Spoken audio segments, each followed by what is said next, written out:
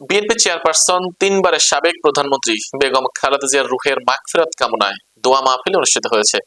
বিস্তারিত থাকছে M A Shahin হোসেনের প্রতিবেদনে। কুমারখালী বাস স্ট্যান্ড সংলগ্ন বিএনপি কার্যালয়ে কুমারখালী উপজেলার বিভিন্ন ইউনিয়ন বিএনপি ও অঙ্গ সংগঠনের আয়োজনে এই দোয়া মাহফিল অনুষ্ঠিত হয়।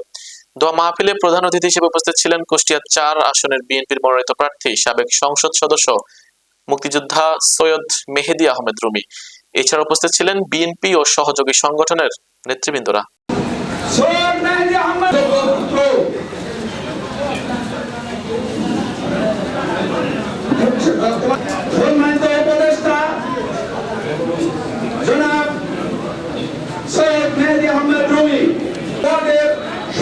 সেক্রেটারি সহ তাই নাই, তারা তাদের স্থানে আছে, রাজপথে ছিলেন।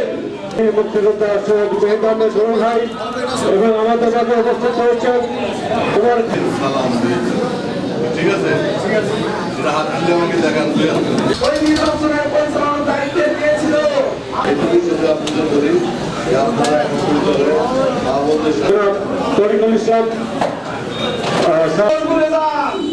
আপনারা ধৈর্য ধরে অনেক এখানে উপস্থিত আছে এবং খালেদা জিয়ার দিক নির্দেশনা দেওয়ার জন্য বেহেশত নসিব করে আল্লাহ। আমার নেতা মেহেদী রুমির শারীরিক সুস্থতা যেন কামনা করছি আল্লাহর কাছে।